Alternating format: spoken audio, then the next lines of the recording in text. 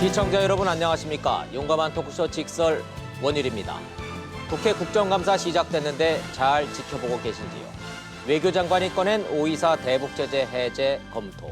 멀리 미국에서도 역풍을 불러일으켰습니다. 부동산 정책과 증세 이슈가 뜨겁고 사법농단 관련해 방탄판사단이란 신조어도 등장했습니다. 송곳 찔문 스타 의원도 있고 도 넘은 퍼포먼스로 역풍을 자초한 의원도 있습니다. 국민의 눈높이에서 바라본 문재인 정부 사실상 첫 국감. 어떻게 진행되는지 용감한 토크쇼 직설이 꼼꼼하게 짚어보겠습니다.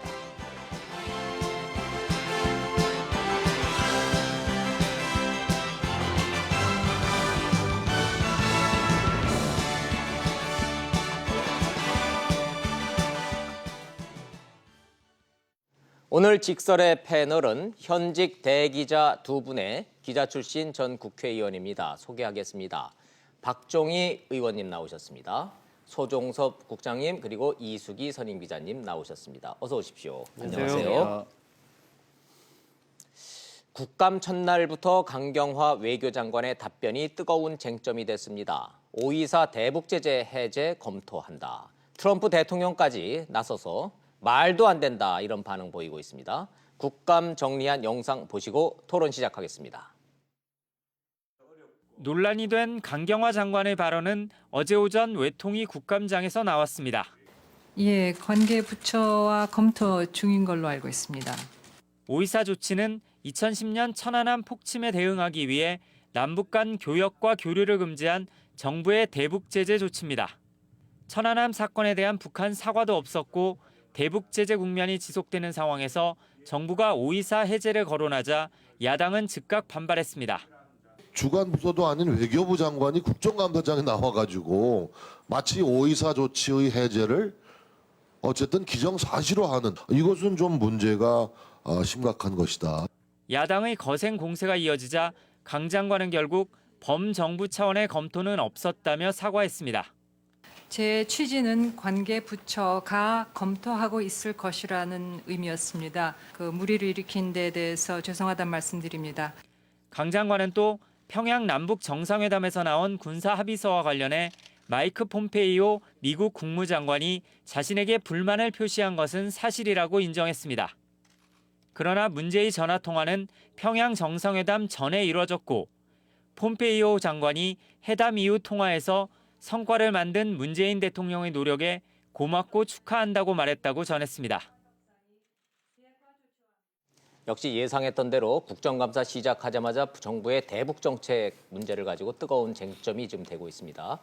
먼저 본론부터 들어가서 직설적으로 좀 여쭤보겠습니다. 국정 경험 있을 국회의원 해보신 박정희 의원님부터 제가 좀 여쭤보도록 하겠습니다.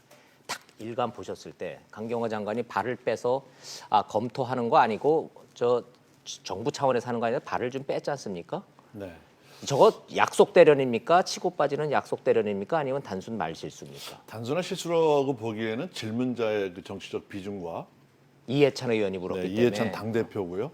또 북한에 갔다 온 지가 얼마 안 됐고 예. 북한에서의 국가보안법 발언이라든가 남북 화해에 대한 그 앞서가는 발언과 함께 5.24 조치가 민주당 정부에는 굉장히 큰 부담으로 있거든요. 네. 그것을 주무장관도 아닌 그 통일부 장관도 아닌 외교부 장관에게 물어봤다는 것 자체가 아하. 한번 띄워보기식의 여론을 보기 위한 계산된 발언이다 이렇게 보여집니다. 예. 통상 이제 국감을 하게 되면요 이런 커다란 문제에 대해서는 장관에게 미리 귀띔을 해주거든요.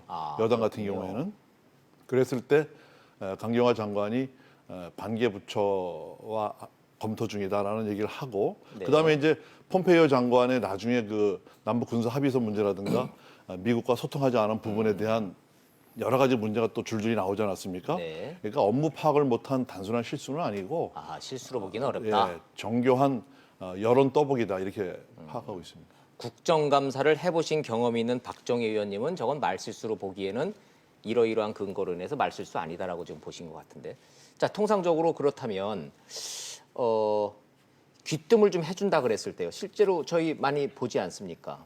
질문 내용들 미리 좀 이렇게 갈 거라고 이제 소통들은 하고 있는데 특히 여당과 정부의 경우에는 이수기 기자님 보시기에 이 질문은 통일부 장관이 해야지 저한테 하실 질문이 아닌데요. 이렇게 좀 비껴갈 수도 있지 않았을까요? 그런 면에서 저는 실수라고 보는 건데요. 오히려 실수로 보시는군요. 예, 저는 그런 계산된 면에서. 건 아니라고 봅니다. 그러니까 이해찬 의원이죠. 이해찬 의원의 질문은 아마 그랬을 거고요. 그러니까 최근에 북한도 다녀오고 어쨌든 이 정부가 남북 문제에 있어서 이제 그 북한과의 관계들은 지금 잘 만들어가고 있는데 그러면 네. 내부에서 거기에 대한 성과들이 좀 나와야 되지 그 다음 또 스텝으로 간다고 생각하니까 네. 그럼 그 첫 번째 고리로 상징적으로 오이사 제재 해제 같은 건 할 수 있는 거 아니냐 이런 부분들에 대해서 아마 이해찬 의원은 그러니까 급한 마음에 정부 이런 거 준비해야 되는 거 아닙니까? 라는 쪽에서 얘기를 했을 텐데 촉구성 질문이었다는 그렇죠. 예, 그러면 뜻이군요. 이제 강 장관은 아마 이 의원도 기대할 정도가 이런 부분들에서 필요성 만약에 이게 진전된다면 우리가 거기에 있어서 준비하고 있어야 된다고 생각하고 그 부분에 대해서는 내부의 준비가 필요하다고 봅니다. 정도 선에서 아마 그게 답이 정답인데. 나오기를 기대했을 거라고 보는데 네. 거기에서 덜컥 그 강 장관이 저희 하고 있는데요. 내부에서 이런, 이거 저희 하고 있는데요. 정부 이렇게 된 차원에서 거죠. 검토하는 것처럼 이렇게 나와버렸잖아요. 네. 그러니까는 오히려 아마 질문했던 사람 쪽에서도 오히려 당황했을 수 있다고 생각하고요. 아마 강 장관은 이해찬 의원이 얘기를 할 때는 왜 이것도 마찬가지입니다. 그 장관들이 들을 때는 그러니까 우리 편이냐? 약간 이거 공격하려고 하는 거냐라고 아마 이렇게 네. 감을 볼 거 아닙니까? 만약에 야당 의원이 그렇게 질문을 그렇게 했으면 훨씬 더 했으면은 경계심을 좀 갖고 했었을 했을 거예요. 텐데 예, 근데 질문자가 이해찬 의원이다 보니 그러니까는 약간의 경계심을 풀고 여기에 또 거기에 맞춰서 답을 해야 되는 거 아닌가라는 쪽으로 하다 보니까 이게 약간 빗장이 풀린 답이 나온 거 아닌가 싶고요. 그러다 보니까 저렇게 수습하는 쪽으로 마지막에 가고 사과까지 하는 상황이 벌어지는 거죠. 네. 지금은 그 얘기를 하는 아마 여론을 떠보려고 했던 거였다면은 뭐 그 훨씬 더 네거티브한 결과가 나왔잖아요. 그러네요. 그런 걸로 예, 보면은 재밌습니다. 이 부분은 사전에 정교하게 서로 간에 짜고 치는 건 아니었던 거죠. 약속 대련인 것 같지는 않다 네. 이런 해석하셨고 소 국장님 어떻게 해석하십니까? 이게 이제 와와 가의 차이 아니겠습니까? 네. 관련 부처와 검토 중이다 이런 네. 답변과 관련 부처 가. 검토 중인 것으로 알고 있다. 오후에는 가로 바뀌었고 오전에 답변할 때는 관련 부처 와 이렇게 갔거든요. 예. 거기서 이제 문제가 생긴 건데 저는 뭐 이게 의도적이냐 뭐 실수냐 그런 관점도 있지만 이 장면이 보여주는 메시지가 뭐냐는 거죠. 그것은 전반적으로 어쨌건 오이사 조치를 포함한 제반의 이 남북 관계와 관련된 이 경색 국면 이런 부분에서 이 돌파구를 찾아야 된다, 풀어야 된다라는 그런 강한 의지를 여권이 지금 가지고 있고 그런 맥락에서 이해찬 대표가 질문을 한 거고 예. 그거에 답변하는 과정에서 여러 가지 문제가 벌어졌기 때문에 그 자체가 실수냐 의도된 거냐 뭐 이런 부분은 크게 저는 중요하다고 보지는 않고 저 장면이 보여주는 것은 그만큼 현재 문재인 정부 여권이 이 남북 관계의 개선 부분에 대해서 상당한 의지를 가지고 있구나. 그것을 보여주는 아주 중요한 또 하나의 장면이죠. 네. 그렇기 때문에 저런 부분들이 이제 이른바 계속 이어질 경우에는 여러 가지 이제 여파들이 있을 수가 있다라고 보기 때문에 네. 야당에서 강하게 공격을 하는 거고 미국에서도 그에 대해서 또 메시지를 그러네요. 내놓는 거고 네. 그렇게 지금 이 전체적인 이 동북아 한반도를 둘러싼 정세가 흘러가고 있기 때문에 어제 이런 뭐 단순한 해프닝을 넘어서서 네. 상당히 여러 가지 현재의 국면을 보여주는 상징적인 하나의 장면이 아닌가 근데 그렇게 봅니다. 오이사는 사실은 상징적인 의미가 큰 거잖아요. 우리의 네. 행정명령이기 때문에 우리 정부가 풀면은 그냥 풀 수 풀리는 있는 거예요. 거죠. 예. 그러나 내용상으로 실질적으로 하려고 하면은 유엔 제재하고 같이 지금 겹쳐 있는 부분이라서 실질적으로 또 진전은 안 돼요. 그렇죠. 그래서 정부 입장에서 보면, 그러니까 여권의 특히 여권의 입장에서 보면 이걸 일단 푸는 쪽으로 간다. 네. 우리 정부 할 수 있으니까. 그러나 이걸 행동으로 갈 때는 유엔과 보조를 맞출 수밖에 없으니까 지금 바로 결과로 나오는 건 없다라는 그런 상황이라면 아마 오이사 제재 조치를 해제하는 쪽으로 더 무게중심을 가면서 정부가 이렇게 적극적인 모습을 보이나 역시 비핵화가 돼야지 유엔 제재가 풀려서 실질적으로 된다. 이런 얘기를 하고 싶을 거라고 생각을 하거든요. 그렇죠. 예, 그렇다고 본다면 그리고 전 정권이나 이런 데서도 이 오이사 제재를 해제하기 위한 그런 움직임들이 좀 있었어요. 네, 네. 왜냐하면 이 부분은 남북 간에 어쨌거나 문제를 풀려고 하면 이거는 이 고리가 좀 풀려야 된다고 생각을 하기 때문에 예. 그런 상황이면 정부에서는 당연히 이 부분에 대해서 검토를 할 수밖에 없는 거죠. 좋습니다. 자, 시청자 여러분들 입장에서 보면 세 분 말씀 들어보면 실수냐 약속 대련이냐가 중요한 것이 아니고 이 정부와 여당이 오이사 조치를 해제하고자 하는 욕구가 강하다라는 의중은 노출시켰다. 이렇게는 정리해도 되겠습니까? 여기에는 세 분 다 정리할까요? 예, 좋습니다. 근데 이제 오이사 조치 그 해제에 관한 얘기가 나오면서 네. 이명박 정부 시절에도 사실 뭐 여러 가지가 다 해제되고 개성공단 정도 하나 이제 남겨놓은 정도거든요. 그렇죠. 나머지. 근데 예. 그 강경화 장관의 발언이 나온 다음에 외교부에서 여러 가지 입장이 나오고 언론 보도라든가 이게 오이사 조치는 사실상 유명무실한 거다. 이렇게 해서 어떻게 보면 분위기상으로는 오이사 조치가 지금 실행이 안 되고 있는 것처럼 만들어 버렸어요. 그다음에 이 강경화 장관이라든가 지금 외교부 라인이 대북 문제 또 북핵 문제, 네. 그다음에 한미 관계에 대해서는 정통한 사람들이 없지 않습니까? 대부분 좀 사이드에 있던 분들, 4대국 대사들이 뭐 그 외교 경험이 없다거나 지금 강경화 장관도 현재 뭐 외교부 라인업을 말씀하시는 그렇습니다. 건가요? 라인업 네네. 자체가 그러니까 뭐 어떤 이 외교부 업무에 대해서 제대로 숙지가 못한 가운데 막 뒤죽박죽 돼갖고 이게 이제 단순한 실수라고 말씀을 하시지만 해프닝이다 말씀하시지만 그 실수와 또 이해찬 의원의 고도로 계산된 여러 가지가 이 복합적으로 작용한 거다. 네, 네. 그렇게 좀 저는 이게 뭐 강경화 장관의 포인트를 두는 시각도 있지만 네. 저는 사실 이해찬 대표의 그 질문이 예. 오이사에 대한 강경화 장관을 대상으로 한 질문이 왜 했을까? 네. 뭐 맞아요. 맞아. 그 질문자의 의도가 더 이번 사안은 더 본질일 수 있어요. 그렇습니다. 저는 최근에 이제 이해찬 대표가 평양에 가서 국가보안법 발언을 했지 않습니까? 네. 그리고 제도와 법을 정비할 필요가 있다라는 얘기를 한 번도 아니라 여러 차례 하셨거든요. 그렇죠. 평양에서.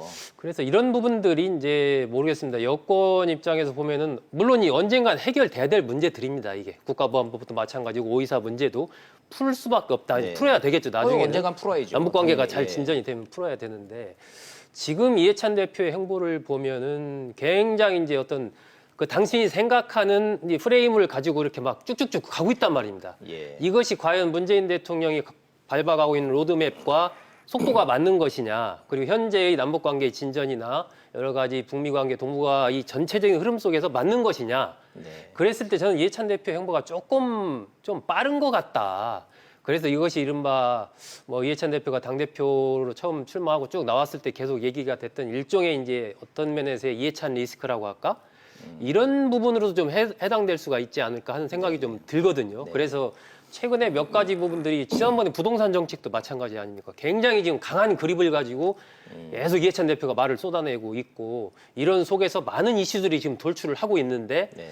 그런 부분들이 국민들이 보시기에는 조금 이게 좀 너무 급하게 가는 것 아닌가 하는 그런 대북- 생각을 가질 만한 남북 관계 개선의 속도를 좀 엑셀레이터를 좀 밟아라라는 그 희망과 요구가 담긴 질문이었다 이렇게 보시는 그래서 거죠. 뒤에서 막 이렇게 추동하는 이런 예, 그래서, 역할을 지금 예. 이해찬 대표가 하고 있는데 그런 부분들이 조금 속도 조절이 좀 필요하지 않나 하는 생각이 답변이 아니라 질문의 의도가 더 방점이 찍혀 있다 이렇게 네, 보시는 아까 거예요. 저도 이제 말씀드린 대로 약간 그런 그러니까 빨리 좀 속도를 냈으면 좋겠다라는 그런 의도가 들어있는 거고 그래서 정부가 좀 뭘 했으면 좋겠다는 건데 그거는 여권 전반이 다 그런 것 같아요.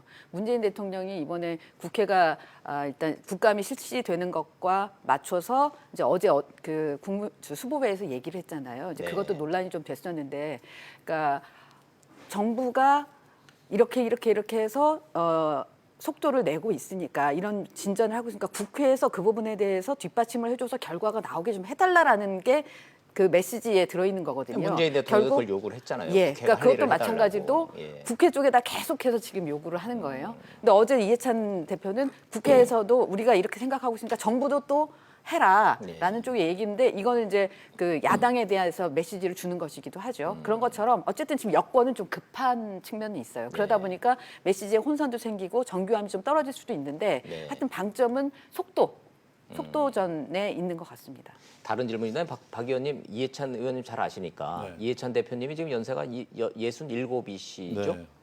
근데 20년 집권론 이미 다 공표하셨고 평양 올라가셔서 내 살아생전에는 정권 다시 빼앗길 일 없겠다고 그랬고 대북 관계 이렇게 속도 내라고 좀 주문하고 계시고 이해찬 대표가 좀 이렇게 뭔가 이 대북 정책에 대해서는 좀 마음이 급하다라는 느낌 좀 받으십니까? 이 마음이 이유가 급한 뭘까요? 정도가 아니고 조금 너무 속도가 빠르고 현실적인 그런 부분에 대한 고려가 좀 부족하다. 민주당 정권의 핵심 지지층을 결집하기 위한 메시지를 계속 주고 있는 거예요. 그러니까 평화무드, 그다음에 대북 관계, 그다음에 경제 문제, 또 뭐 소득 주도 성장이라든가 노동 시간 단축 문제라든가 부동산 보유세 문제라든가 여러 가지에서 굉장히 좀 정치권에서 해야 될 일보다는 더 급진적인 부분을 강조하는 것이 아마 노무현 정부 실패해서 노무현 정부 때 지지자들의 그 결집을 못하고 이제 갈팡질팡하다가 이 동력이 떨어졌던 그것을 벤치마킹해서 반면교사로 삼아서 아마 자기 지지층을 결집하기 위한 메시지를 주면서 조금 빨리 가고 있다 이렇게 보여집니다. 네. 금방 그 노무현 정부 때 지지층의 뭐 해체 이 부분도 얘기를 하셨지만 제가 이제 이 발언이 처음에 국보법 발언 뭐 20년 50년 네, 네. 그 집권 발언 나왔을 때 그쪽에다 도대체 이 맥락이 뭔가라고 한번 물어봤는데 뭐라 그래요? 맥락은 그거예요. 그러니까 역시 반면교사긴 한데 DJ 정부 노무현 정부 때 어쨌든 남북 정상회담 하면서 계속해서 조금 진전을 시켜놨잖아요. 했다가 다시 그랬는데 거꾸로 다시 가고 이제 또 정권이 가고. 바뀌면서 이게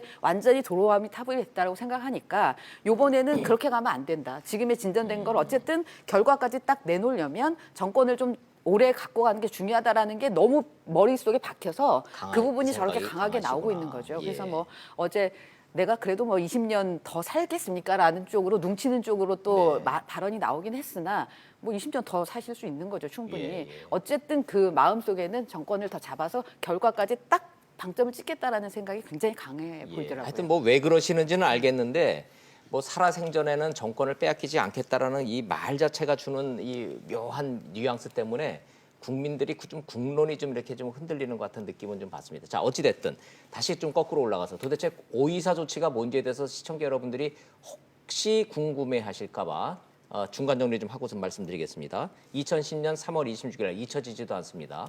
천안함이 폭침됐습니다. 46명의 생떼 같은 우리 장병들이 수장이 돼서 목숨을 잃었습니다. 천안함 폭침 사건입니다. MB 정권이 그냥 있을 수가 없어서 금강산 관광과 개성공단만 놔두고 모든 대북 관계를 다 끊어버렸습니다. 돈 주던 거 다 끊고 지원하던 거 다 심지어는 인도적 지원까지도 끊어버린 게 524 대북 제재입니다. 이거 지금 해제할 때 된 거 아니냐라는 게 지금 쟁점의 핵심입니다. 문제는 트럼프 대통령이 이 얘기를 듣고 하루도 지나지 않아서 워싱턴 태평양 건너에서 오늘 반응을 내놨습니다. 대북 제재 해제 미국 승인 없이는 한국 정부가 하지 않을 것이다라고 기자들 앞에서 몇 번을 강조를 했습니다. 워싱턴 상황 트럼프 발언 한번 보시고 다시 이야기 나눠가겠습니다. 트럼프 미국 대통령은 우리 정부의 대북 제재 해제 검토와 관련해 한국은 미국의 승인 없이 대북 제재를 해제하지 않을 것이라고 말했습니다. 트럼프 대통령은 오늘 한국 정부가 대북 외교 공간을 넓히기 위해 일부 대북 제재의 해제를 검토하는 데 대한 입장을 묻는 기자 질문에 이렇게 대답했다고 AP통신이 보도했습니다. 트럼프 대통령의 발언은 지난 2010년 천안함 폭침 이후 대북 교역을 금지한 524 조치를 해제하는 방안을 검토 중이라고 밝힌 강경화 외교장관의 어제 발언에 대한 반응으로 보입니다. 미 국무부도 트럼프 대통령은 선 비핵화 후 제재 해제 원칙을 분명히 해왔다며 한미는 북한에 대한 통일된 대응을 위해 긴밀히 조율하고 있다고 밝혔습니다. 트럼프 행정부는 이전에도 남북관계 진전은 비핵화와 함께 가야 한다는 입장을 거듭 밝혀왔습니다. 트럼프 대통령의 오늘 발언은 한미의 긴밀한 대북 정책 공조를 강조하면서 한편으론 북미 비핵화 협상 속도에 남북관계 진전을 맞추라는 메시지로 해석됩니다. 그러나 한미의 통일된 대북 대응이 중요하다 해도 주권 국가의 정책 검토에 승인을 언급한 것은 지나친 표현이란 비판도 제기되고 있습니다. 네, 무슨 말인지는 알겠는데 우리가 대북 정책을 해제하냐 마냐 하는 결정을 내는데 미국의 승인이 필요합니까? 승인 필요하지 않죠. 그래서 그거 갖고 지금 논란이 되고 있는데요. 오늘 뭐 송영길 의원도 그 본인 페북에다가 썼더라고요. 그러니까 협의 정도의 표현이었으면은 충분히 그거는 이해가 예. 가는데, 그러니까 승인이라는 거 이건 우리의 행정명령인 건데 예. 거기에 대해서 어프로브라는 그런 표현을 쓴 거는 일종의 내정 간섭이고 본인이 모든 거를 다 관할하는 그런 쪽의 표현을 써서 그건 전 부적절하다라고 지금 얘기를 했던데. 용어가 부적절하기는 해요. 예, 승인이라는 그 부분은 단어를 예, 쓴 게. 저는 근데 동의합니다. 트럼프식 언어만 놓고 보면 결국은 우리랑 협의 없이 하지 말라 이런 얘기인 거 해석은 가능한데 말이죠. 글쎄요, 용어는 뭐 승인으로 봐야 부적절합니다. 되나요? 동의로 봐야 되나요? 지금 언론 어그리라는 보도는 쪽은 안 했고요. 어그리가 그다음에 아니고 협의도 어프로브라고 아니고 했기 그냥 때문에 어프로브로 나왔습니다. 그 승인이라고 지금 보도는 나오고 있죠. 미국 언론도 이 부분에 대해서는 이게 왜 미국 정부가 승인할 일이냐 이렇게 얘기는 하고 있어요. 그건 뭐 단어상의 문제이긴 하지만은 지금 남북 관계에 대한 이 문재인 정부의 드라이브가 어떻게 보면은 뭐 늘 뭐 얘기하는 거지만 비핵화에 대한 어떤 전제라든가 뭐 이 검증 없이 이제 너무 속도가 빨라지니까 너무 이런 문제 빠르다. 생기는 거죠. 네. 그럼 오이사 조치는 이제 대한민국과 북한과의 관계고 지금 트럼프의 미국 제재 같은 경우에는 유엔과 세계 각국이 이제 북한의 이제 경제적인 제재라든가 모든 문제를 하기 때문에 그게 맞물려 있어서 네. 대한민국이 당사자긴 하지만은 미국의 입장에서는 그런 속도라든가 사전에 협의 안 하는 것이 좀 불만인 정도로 불만인 거죠. 이게 뭐 과거에 시진핑 중국 주석이 우리나라가 마치 자신들의 식민지, 속방이었던 네, 것처럼 네. 표현을 했지 않습니까? 과거에 우리 속국이었다 뭐 이런 네, 표현을 그렇게 썼었죠. 표현을 했죠. 지금 트럼프도 머릿속에는 그런 게 좀 있는 것 같아요. 그러니까 트럼프 대통령이 승인이라고 한 저 단어는 대단히 부적절했죠. 부적절하죠. 예, 그러니까 예. 우리 대한민국을 둘러싼 외교적인 현실이 저런 거죠. 미국과 중국, 일본도 마찬가지, 러시아도 마찬가지.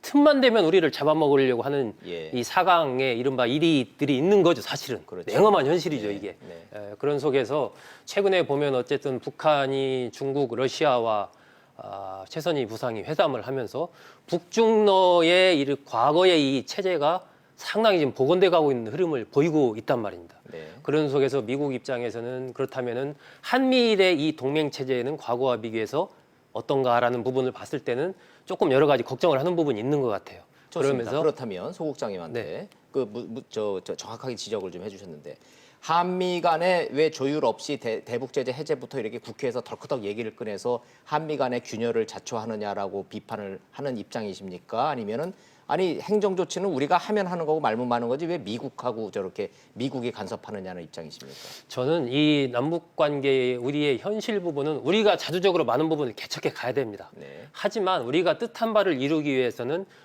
특히 주변 사강과의 그 외교적인 관계를 어떻게 만들어 가느냐 이것이 굉장히 중요합니다. 그 부분을 도외시하고 우리끼리 하면 되는데 니들이 왜 그러냐 이런 태도로만 가가지고는 우리가 뜻한 바를 이루기가 현실적으로 어렵습니다. 어렵다. 주장은 그렇게 하기가 쉽고 예. 그렇게 이야기하면 박수는 많이 받을 수 있지만 우리 현실은 그만큼 어려운 상황이 있기 때문에 이 외교적인 부분에서 남북관계 부분에서도 대단히 치밀하고 전략적으로 하나하나를 내다보면서 신중하게 여러 가지 부분을 처리해 가야 되는 것이거든요. 네. 트럼프 대통령이 저렇게 얘기를 했다라는 것은 저는 오이사와 관련된 어제 강경화 장관의 발언 하나만 가지고 저런 얘기를 하진 않았을 것이다. 네. 최근의 일련의 흐름 속에서 뭔가 좀 미국 입장에서 보기에는 조금 우리 의도와는 다르게 조금 너무 빨리 가려고 하는 거 아니냐 이런 사실 속내들이 쭉 있었고 그동안에 이제 외신에 노출된 바들도 있었죠. 네. 그런 부분들이 결국 저렇게 이제 표현된 부분이 있기 때문에 저는 뭐 기본적으로 어쨌든 한미 동맹 부분을 굉장히 굳건하게 해서 가야 되는 것은 분명하고 네. 그리고 그동안에도 소통을 잘 해오긴 했습니다. 하지만 하나하나 부분에서 정말 치밀한 그런 전략 어떤 소통 이런 것들이 무엇보다도 또 예. 필요한 그런 시점이다. 그럼 말씀하신 김에 제가 어제 국감장소에서 나온 거 하나만 좀 더 여쭙겠습니다. 폼페이오 장관이 강경화 장관한테 전화해서 군사 긴장 완화, 남북 관계 지금 진전되는 거에 대해서 아주 화를 많이 냈다.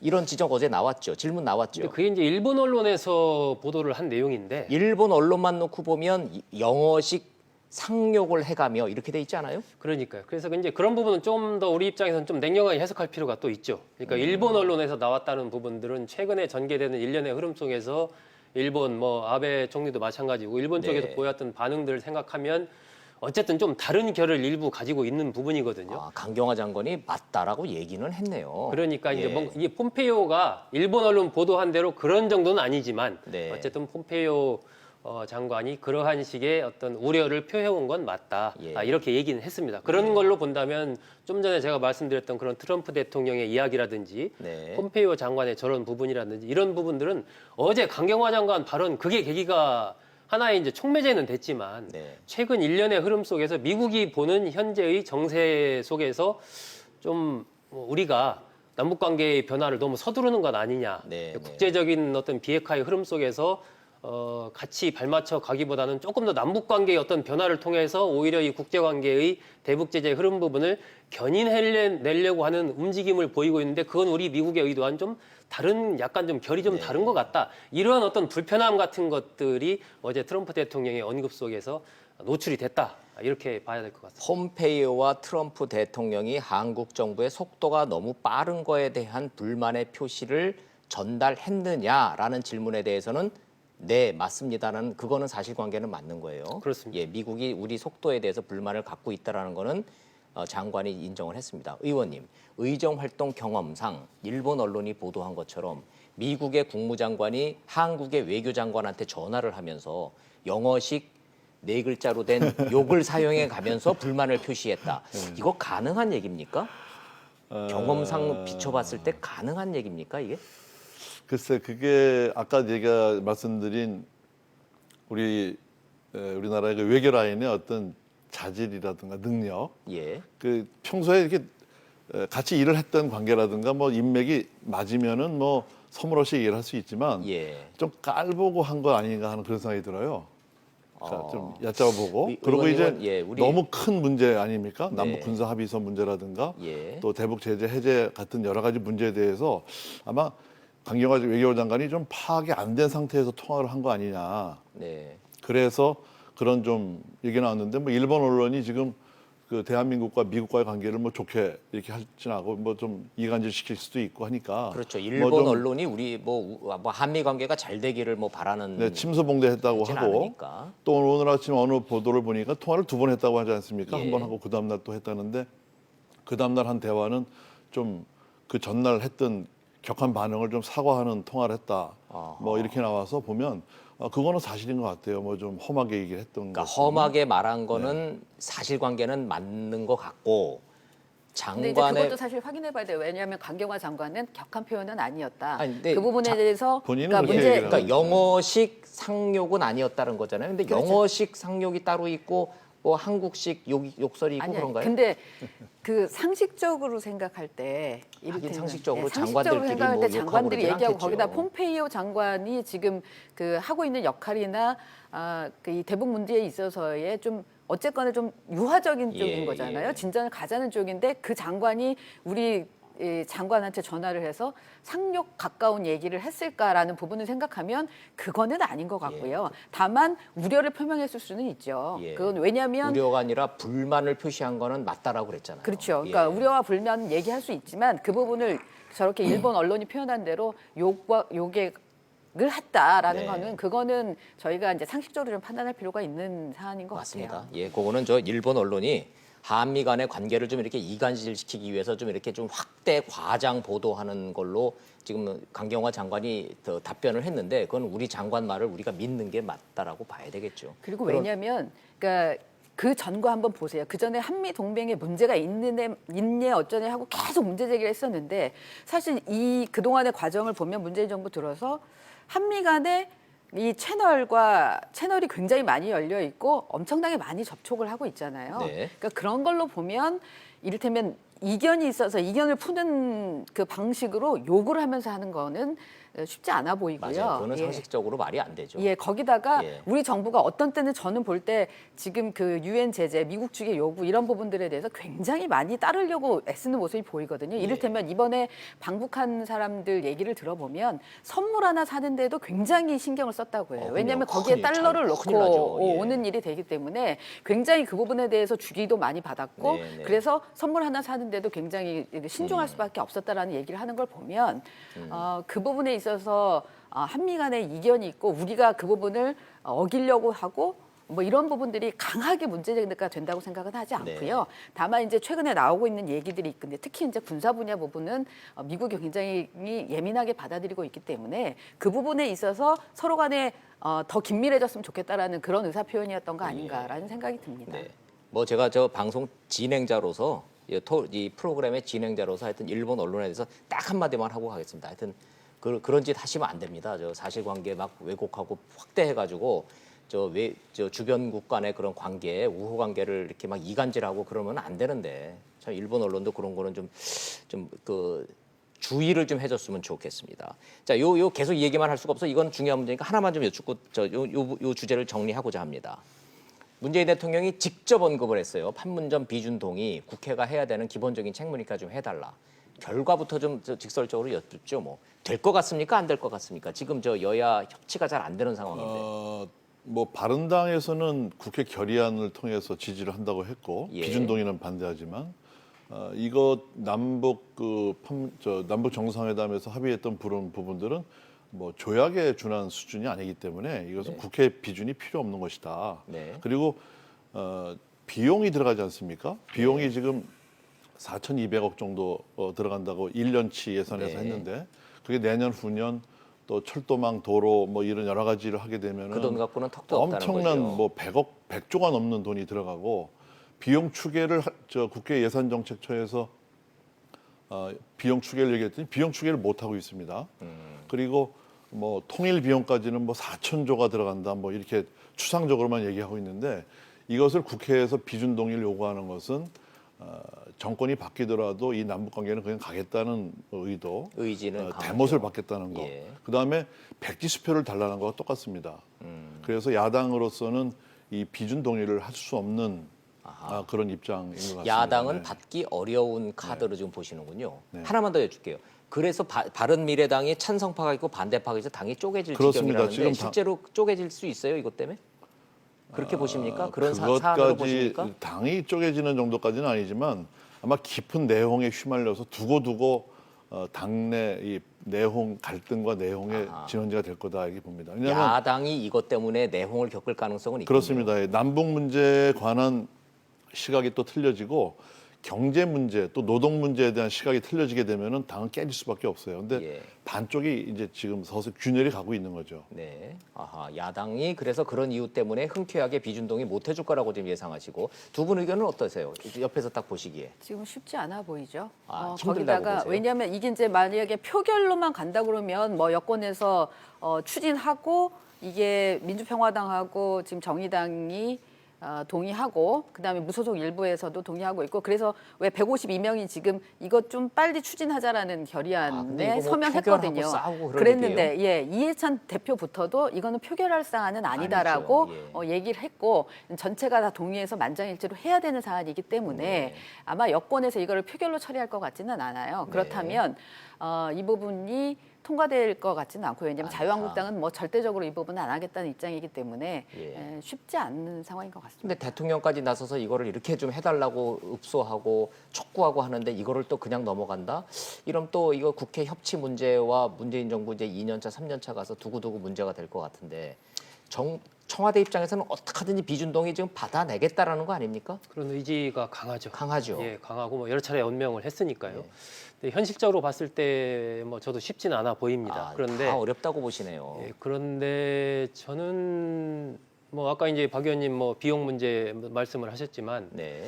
이제는 좀 남북 관계 부분에서 과거와는 다른 어떤 선언을 넘어서는 좀 구체적인 실행력을 갖는 쪽으로 갈 때가 된 것 아닌가 하는 생각을 갖거든요. 네. 그렇기 때문에 이 판문점 선언 비준 동의 같은 경우는 저는 국회에서 처리를 하고 당위성만 놓고 보면 비준동의 해줘야 될 필요는 있다라고 보시는군요. 그렇습니다. 그런데 거기에서 이제 아까 말씀하신 비용 문제도 설득력 있는 문제입니다. 그렇기 때문에 비준 동의를 하되 그런 부분에 대한 어떤 그 이른바 조건부 비준 동의겠죠. 네. 이제 그런 식으로 잡아서 처리를 하는 게 맞지 않나. 왜냐하면 이게 그동안에 많은 선언이 있었지만 사실은 그게 어떤 구속력을 갖고 굴러가지 못했지 않습니까? 근데 지금은 뭐 정권을 떠나서 어쨌든 남북 관계에서의 새로운 국면 그리고 이것이 남북 관계만이 아니고 지금 미국까지 같이 들어와서 이 동북아 전체의 구도가 바뀌어가고 있는 그런 상황이라고 네. 보여지기 때문에 이 부분에서 우리 국회가 조금 더 전향적이고 적극적으로 나서는 것이 맞다라고 저는 보고 문재인 대통령도 저는 예를 들면 제가 대통령이라면 예. 조금 더 적극적으로 야당 의원들을 만나고 소통을 할 것 같아요. 이런 예. 문제라면 왜 그러냐면 이 대통령이 이제 회의석상에서 이렇게 얘기를 하는 것과 직접 뭐 예를 들면 야당의 대표들을 초청해서 다르죠. 예, 직접 예, 밥 먹으면서 얘기하고 정말 이거는 민족적 과업이니 대승적으로 이 정파적 당리당 약을 떠나서 이거는 정말로 미래 세대를 위해서 좀 합시다라고 진정성 있게 접근할 수도 있을 것 같은데. 그러니까 그런 문제를 조금 더 적극적으로 노력하는 모습들을 보여주는 것이 서로 그런 부분이 이루어지지 않는다 하더라도 굉장히 좋을 것 같은데 제가 이렇게 보면 문재인 대통령의 현재 이런 문제에 대한 접근은 국회가 제 역할을 못하고 있다, 해줘야 된다, 왜 안 하냐 이렇게 이제 말은 하는데 예. 실질적으로 뭐 이해찬 대표도 마찬가지 여당 대표나 대통령이 야당의 수뇌부나 야당 의원들을 만나서 적극적으로 이런 부분에 대해서 이렇게 가까이 만나면서 얼굴 보면서 설득하고 하는 이런 자리가 과연 얼마나 있었나 네, 없어요. 생각해 보면 네. 그런 면에서는 좀 아쉬움이 있습니다.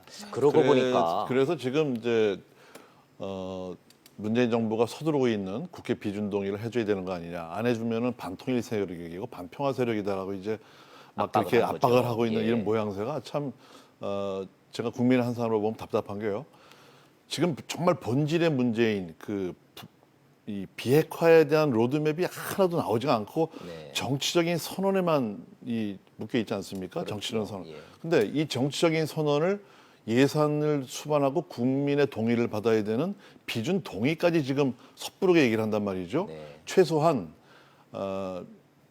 이 남북 합의에 기초한 여러 가지 문제들을 현지 조사를 한번 한다거나 혹은 아주 낮은 단계의 비핵화에 대한 약속이 있다거나 네. 이런 것들이 있으면서 국민적인 동의를 구하려면 시간이 많이 걸리거든요. 네. 근데 지금 당장 뭐 비준 동의를 해라 이거는 저는 굉장히 무리한 요구다. 예. 이것이 바로 이런 섣부른 아주 너무 빨리 가려고 하는 것 때문에 오히려 국회에서 동의라든가 국민적 동의가 시간이 걸리고 있다. 네. 논리적으로 예, 예, 이게 설득력 있는 말씀이시긴 한데요. 근데 이제 그러니까 방점이 어디에 있느냐는 거죠. 그러니까 어쨌든 한반도의 평화 쪽으로 나가는데 힘을 모으자라는 게 힘 방점이 있으면 이런 우려가 있다는 부분이 조건이 되면서 그러니까 일단 우리 하려고 하는데 이런 게 우려가 되니까 이를테면 비핵화의 가장 낮은 단계인 어디까지 되고 나면 그때 이게 발효될 수 있게 네. 그런 쪽으로 해보는 게 어떻겠냐라는 게 야당 입장이라면 그 부분은 맞다고 보는데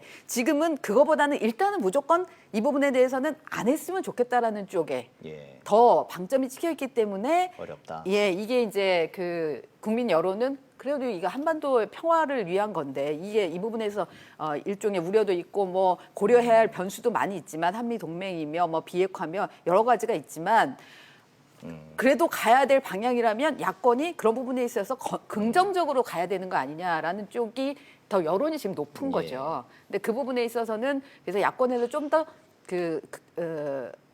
긍정적으로 좀 나오는 게 낫지 않을까라는 생각이 듭니다. 물론 소 국장님 얘기하신 대로 문재인 대통령도 이 부분은 좀 적극적으로 할 필요가 있어요. 그러니까 이거를 이렇게 막 공개적으로 해서 이번에는 외교통상위원들 모셔갖고 하겠습니다. 네. 국방위원들 모셔서 하겠습니다. 이렇게 하지 말고 이제는 그러니까 실질적으로 정말 설득하고 싶으면 이렇게 조용하게 모셔서 이게 사실은 그러니까 오프 더 레코드 부분들도 좀 네, 설명을 네. 하면서 그렇게 해야지 이게 왜 중요한지에 대한 공감대가 좀 더 형성이 될 텐데 지금은 사실 공중전만 하고 있는 지금은 상황이잖아요. 공중전만 하고 예. 있으니까. 그래서 자, 요 상황에서 예, 죄송합니다. 이 상황에서 저 시청자 질문이 지금 방송을 보시다가 지금 질문을 하신 것 같아요.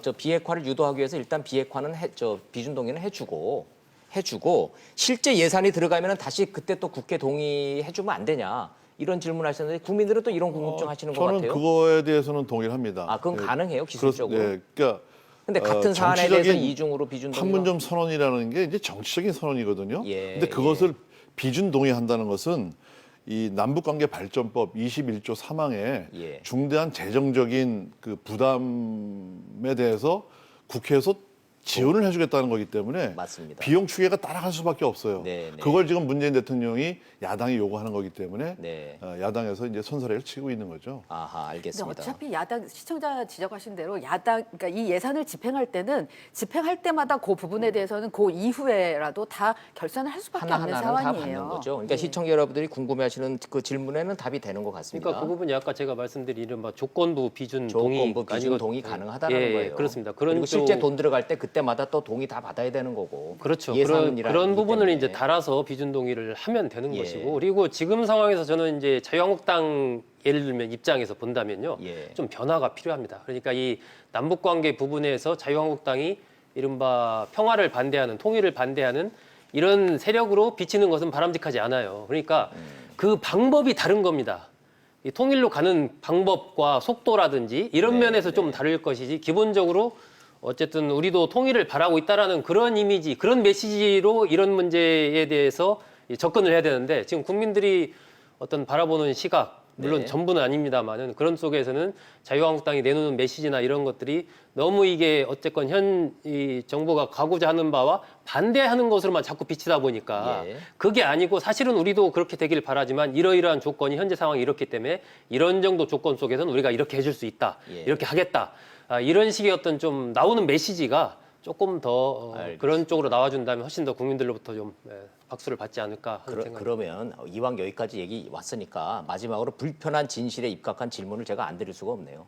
솔직히 말해서 명분이나 이런 거는 다 이런 이유로 찬성하고 반대를 하는데, 정말 안으로 들어가서 솔직히 말하면 야당 입장에서는 이해찬 대표가 살아생전까지는 정권 안 뺏기겠다고 말씀하시고, 청와대가 이훈혜 장관 임명 강행하면서 어차피 협치 안 해줄 건데라고 대변인이 얘기하고, 이런 것 때문에 속으로 빈정상에서 비준 동의 안 해준다라는 측면이 더 크지 않습니까, 솔직히? 솔직히 말씀드리면은 남북 관계가 잘 진행된다 했을 때 내후년 총선이 어떻게 될 것인가를 걱정하는 야권 정치인들, 특히 수도권에 예. 많이 있습니다. 그런데 그것은 뭐 제가 볼 때는 작은 정략적인 이해라고 보고, 예. 아까 우리 소국장 말씀하셨지만은 비준이라는 것은 법을 만들어서 나중에 빼도 박도 못하게 만드는 문제거든요. 예, 도장 찍는 옛날에 거잖아요. 그렇습니다. 예. 옛날에 6.15 공동선언이라든가 그 14 정상선언이라든가 이런 것들에 대해서 비준동의 해달라고 한 적이 있습니까? 그때 얘기 안 했어요. 예. 근데 지금은 비준동의라는 아주 완전한 대못받기를 통해서 그걸 반대하면 반평화 세력이라고 몰아붙이는 그런 태도가 협치를 가로막는 가장 큰 장애물이다. 아하, 예. 저는 이렇게 봅니다. 낮은 단계. 어차피 판문점 선언이라는 것이 뭔가를 무슨 조약은 항상 합의 사항을 뭐뭐 한다라고 하는데, 이것은 노력한다게 돼 있어요. 네. 이 정치적인 선언을 왜 국회에서의 이 법제화를 통해서 대못을 박으려고 하는 것이냐. 차라리 바른미래당처럼 결의안 수준의, 그럼 남북 이런 이 합의에 대해서 국회에서 지지하는 결의안 정도를 받아놓고, 그 다음에 비용 추계가 얼마나 들어갈지 현장 조사도 해보고 국민적인 동의를 구하는 시간을 가지고 한 내년 정도 뭐 이렇게 해서 해달라고 보는데, 지금 완전히 그냥 우물에서 숭늉 날려는 얘기 아닙니까? 네, 네. 자, 세 분 뭐 전문가 국회 상황을 잘 꿰뚫어 보고 계시는 분들의 의견을 종합을 해 보면, 시청자 여러분들이 비준 동의가 왜 이게 힘들겠구나라는 거 충분히 이제 이해가 되셨을 것 같습니다. 이래야 된다, 저래야 된다 의견들은 각자의 의견으로 좀 남겨두고 주제를 좀 넘어서 가보도록 하죠. 시간이 다 갔으니까. 이번 국감 이제 시작된 지 하루 이틀 이제 됐는데, 최대 국감 스타는 국회의원이 아니라 고양이였다. 이게 무슨 얘기예요? 고양이가 갑자기 국감 스타로 등장했다는 얘기가 나오던데. 어제 이제 정무위에서 예. 김진태 자유한국당 의원이 벵갈 고양이를 데리고 나왔어요. 저 고양이? 네. 근데 저게 그냥 일반 고양이가 아니라 무슨 벵갈 고양이인데 이쁘게 생기는 그냥 애기 고양이 같은데. 이제 저게 이렇게 퓨마하고 가장 닮았다고 이제 김진태 의원이 얘기를 하는데요. 예. 그러니까 얼마 전에 이제 그 평양에서 정상회담이 있을 때 대전에서 동물원에서 퓨마가 퓨마 탈출하는 사살 바람에 사건. 예. 예. 근데 이제 그거를 너무 급작스럽게 사살한 게 예. 결국은 주요 이슈가 이 퓨마 쪽으로 가고 평양의 남북 정상회담 쪽에 이슈가 죽는 데 대해서 우려한 NSC까지 동원된 급작스런 그 사살 아니었느냐 이 부분에 아하. 대해서 문제 제기를 하기 위해서 퓨마를 데려올 수는 없으니 벵갈 고양이를 데려왔다라는 예. 게 김진태 의원의 얘기였는데요. 예. 그러나 전혀 맥락이 없는 고양이를 데려온 게 결국은 그러니까 카메라를 의식한 쇼였다라는 그런 비판이 나오고 있는 거고요. 자. 저기 나온 고양이는 뭔 죄냐? 뭐 이런 여기 비판이 나오기 있는 거죠. 위해서 저 고양이가 몇 날 며칠을 하고 사실은 저 국감장에 나온 저 고양이 표정이 잔뜩 겁을 먹어가지고 겁먹고 불쌍하고 겁먹고 불쌍하고 예. 오히려 동물 학대 아니냐라는 논란에 이제 휩싸였는데 자 그럼 처음으로 좀 가서 좀 따져보죠. 퓨마는 사람한테 덤벼들지 않는다. 김진태 의원은 그렇게 주장을 하더군요. 그런데 그냥 이슈가 덮일까봐 서둘러서 사살해버렸다. 사실관계 맞습니까?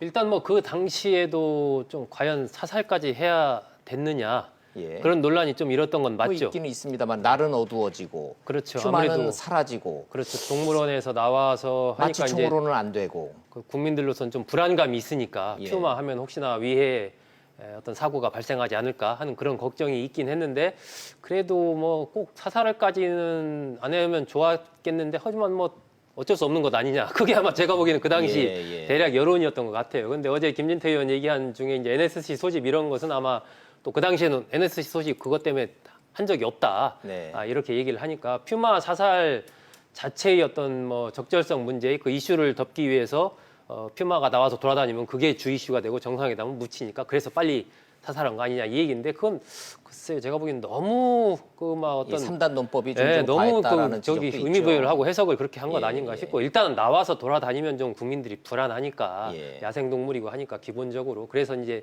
사살을 했는데 저는 뭐 약간 좀 무리수는 있긴 했지만 그래도 불가피했던 것 아닌가 하는데 그렇군요. 김진태 의원으로서는 사실 저런 국감장에 벵갈 고양이 같은 저 동물 들고 나오면 지금 우리도 다루고 있지 않습니까? 예. 카메라 터지고 화면 다 돌아가고 이러면 뭐 일단은 화제가 되거든요. 과거에도 보면 뭐 그 괴물 지금가 이거 뉴트리아, 예, 뉴트리아. 그거 갖고 나온 적도 심지어는요 있었고 구렁이까지 등장을 그러니까 했어요. 토종 구렁이도 갖고 나온 적이 있었고 이런 낙지도 식으로 해서 이제 나왔었어요. 낙지도 나왔고, 굉장히 이제 맞아요. 주목을 예. 받은 적이 있기 때문에 아마 김진태 변호사는 겸사겸사 그런 등등을 노리고 그럼 제가 퍼포먼스를 하지 않았나. 박정희 의원님한테 좀 여쭤볼게요. 국정감사 보셨지 않습니까?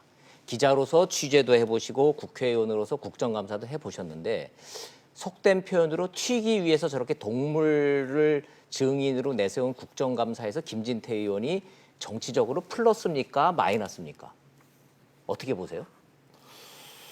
글쎄요, 그 정치인들은 뭐 부고장에 이름 올리기 전에는 이름이 많이 도는 게 일단 좋다고 하니까 일단 나오면 좋은 거예요? 예, 뭐 화제가 되니까는 플러스가 될 수도 있고 또 어떤 벵갈 고양이를 등장시켜서 묻고자 했던 진위가 과연 그것이 꼭 고양이를 갖고 나왔어야 되느냐 하는 그런 부분에서는 좀 튀기 위한 과잉 행동이다 이렇게 보여지고요. 네. 국정감사는 국회의원으로서는 정말 1년에 한 번씩 그 스타가 될 수 있고 이름을 알릴 수 1년 있는 장사잖아요. 좋은 계기입니다. 예.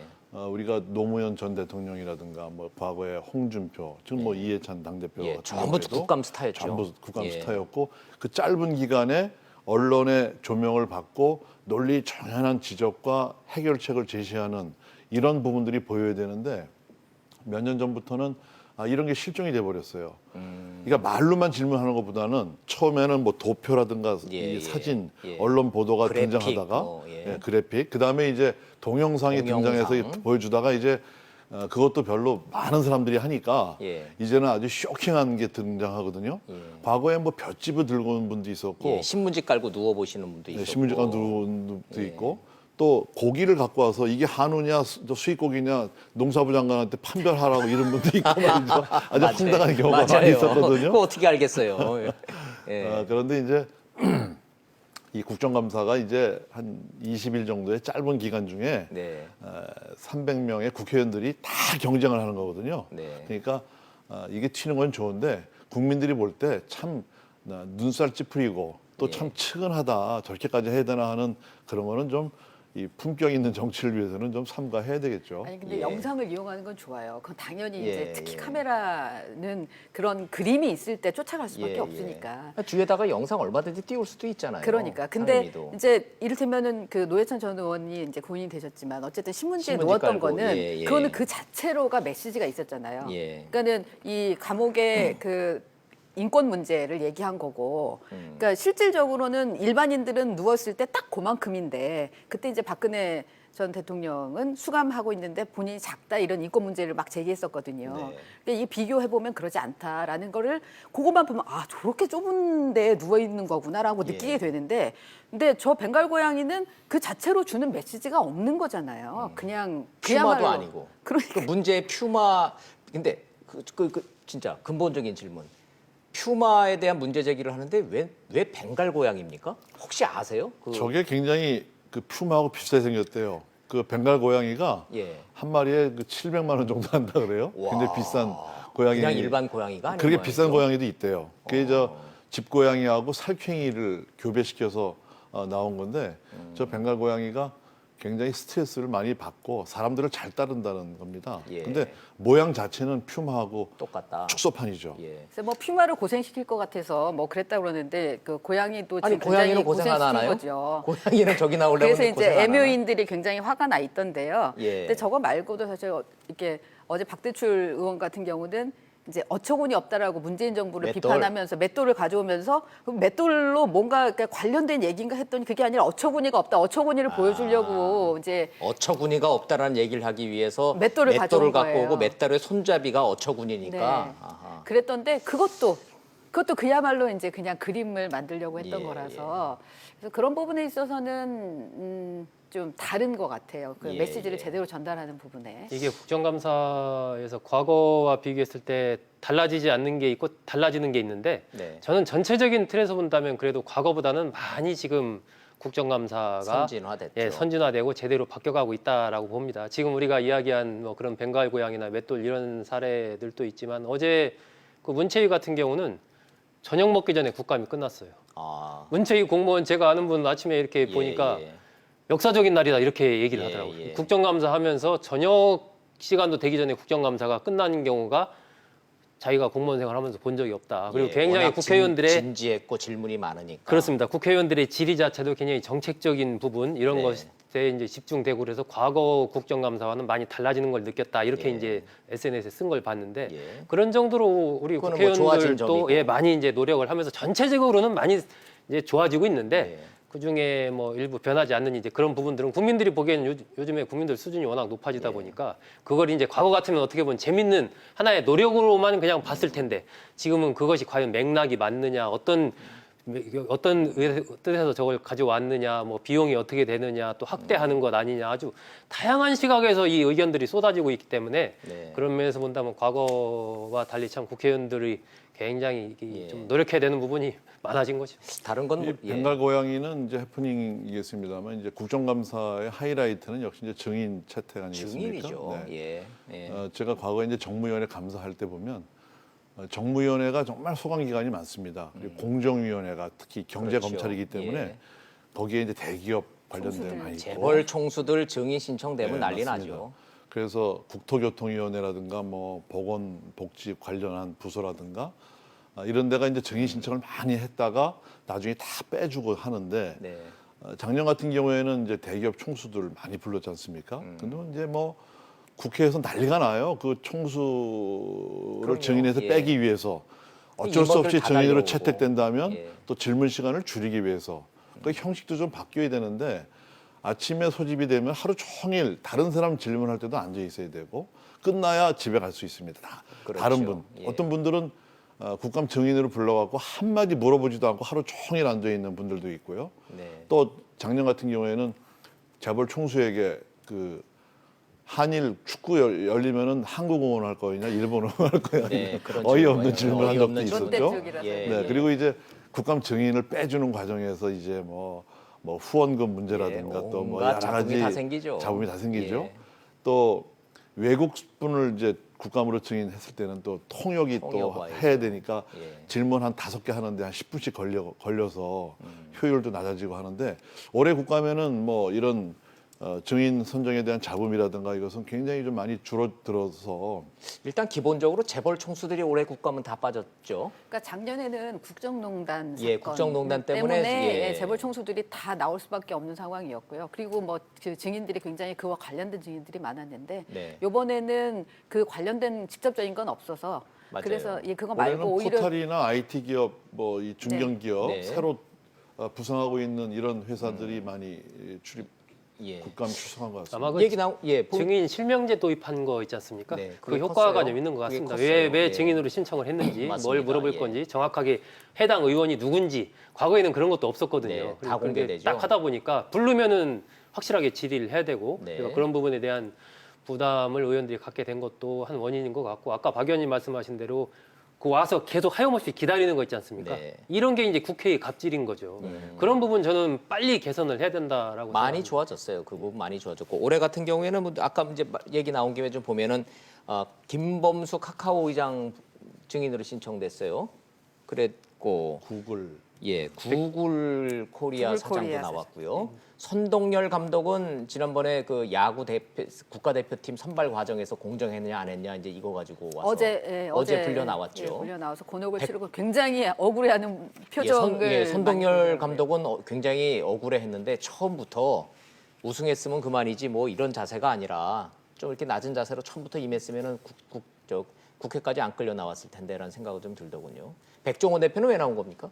백종원 대표는 나온 게 아니고 내일 나옵니다. 아 나올 예정이군요. 예, 예. 참고인이 참고인이에요. 증인은 증인은 아니에요. 아닙니다. 증인 예. 아니고 백종원 언론은 저기 대표- 많이 주목할 것 같은데. 예, 아무래도 뭐 유명인이고 또 아주 유명한 외식 사업가다 보니까 방송에서 이제 그런 골목의 식당들과 예. 관련된 여러 가지 이제 일종의 컨설팅 예. 하고 그런 부분들이 굉장히 인기도 끌고 방송이 많이 되다 보니까 참고인으로 해서 어떤 골목 시장의 활성화 방안 예. 이런 거에 대해서 좀 국회의원들이 좀 의견을 좋은 듣고 싶다. 의견을 구하고 그러니까 싶다. 양쪽 측면이 있다 그러더라고요. 이제 증인으로 부르신 분은 그런 그러니까 골목 상권을 살리기 위한 방안에 대한 컨설팅을 하니까 거기에 대한 의견을 구하겠다는 쪽도 있고. 하나가 예. 있고 근데 이제 이 본인이 또 27개의 프랜차이즈 사실 예. 업종을 그래서 갖고 골목 있거든요. 상권을 잡아먹는 오히려. 장본인이라는 또 비난도 있잖아요. 네, 그런 것 때문에 그 부분에 있어서의 또 지적을 받을 수도 있을 것 예. 같아요. 방송 출연을 통해서 자기 사업체에 대한 간접 홍보를 한 거 홍보를 아니냐 한다. 뭐 이런 또 이제 비판도 얘기도 있죠. 따진다고요. 예.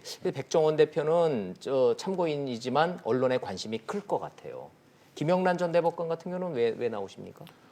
국회 그 입시 제도를 만드는 이제 위원회를 공론화위원회. 만들었으니까 공론화위원장 공론화위원장을 하셨을 때 하면서 예, 그거에 대해서 결론을 안 내리고 결론을 안 내리고 또 했기 때문에 예. 예, 그 부분에 대한 증언이 있을 것 같습니다. 예, 그뭐 12억이나 예산 들여가지고 내놓은 결론이 알아서들 잘하세요. 뭐 이렇게 나온 거잖아요. 이게 수시냐 정시냐 이걸 공론화위원회를 했는데 알아서들 잘하세요. 그러니까 이제 거기에 대해서 이제 묻겠다는 거죠. 그렇죠. 예, 결국은 교육부에다 다시 넘겼거든요. 네, 네, 좋습니다. 예. 자, 이제 뭐 뜨겁습니다. 뜨거운데 부동산 정책 얘기 이제 마지막으로 좀 해야 되겠는데 이 부동산 정책 자체에 대한 얘기는 뭐 다 할 수는 없는 거고 그 사전 유출 혐의로 민주당 신창현 의원이 되는데 현역 의원이 국감에 출석을 하면서 본인이 이거 어떻게 되나요? 본인이 증인으로 서야 되나요? 지리자로 서야 되나요? 아주 묘하게 됐습니다. 원래 상황이. 이제 국토교통위원회 소속이다가 위원회를 바꿨죠. 그만했죠. 사임했죠. 그 신창현 의원이 이런 부분에 대해서는 뭐 참고인 정도로 나와서 동료 의원들에게 소소하게 해명하는 게 맞다고 봅니다. 지금 감사원 감사가 진행 중이지만 네. 그 개발 정보 유출 때문에 과천 같은 경우에는 아주 발칵 뒤집혔고 그렇지요. 예. 이 국토교통부의 그 부동산 정책에 대해서 굉장히 많은 흠을 자초했기 때문에 네. 신창현 의원이 좀 나와서 신상 발언은 아니고 하여튼 참고인 정도로 얘기해서 간단하게 소명하는 게 서로 좋지 않나 이런 생각이 듭니다. 현역 의원이 국정감사에 증인이나 참고인으로 나와서 답변한 적이 있나요? 아주 없는 경우는 아닌 거로 제가 알고 있습니다. 이해 없지는 당사- 않지만 네. 대단히 의례적인 일이죠. 굉장히 드문 경우죠. 네. 예. 이거 지금 민주당에서 협조 가능한 문제입니까? 어떻게들 보세요? 지금 민주당에서는 얘기를 했죠. 이게 검찰이 수사하고 있는 사안이기 때문에 네. 지금 증인으로 지켜보자. 나와서 얘기를 하면 이게 수사에 영향을 미칠 수 있으니까는 지금은 나올 수 없다라는 거고 네. 어제 이제 그 부분에 대해서 자유한국당에서 이제 노트북에다가 뒤에 증인 나와라 안 네, 나오는 네. 거에 대해서 문제 제기하는 그런 플래카드까지 붙였거든요. 이제 그러면서 논란이 되니까 아니 그러니까 한국당이 고발하지 않았으면은 나왔을 텐데 네. 왜 그렇게 하느라고 얘기를 하는데 또 근데 여야 박 의원님- 정쟁으로 가는구만요. 예, 박 의원님 말씀하신 대로 이거는 그 수사 내용과 상관없이 수사와 상관없이 어쨌든 신창현 의원이 본인이 국회의원으로서 의정 활동을 하는 과정에 이 부분을 어떻게 해서 이러했는지 그 전에 설명을 잠깐 했었거든요. 네. 그런 내용이라도 와서 얘기를 굉장히 미치는 영향이 컸기 때문에 거기다 부동산 정책, 공급 정책에 있어서 굉장히 큰 차질을 빚고 있는 상황이잖아요. 네. 그러면 그런 부분들에 대해서는 설명할 수 있어야 된다고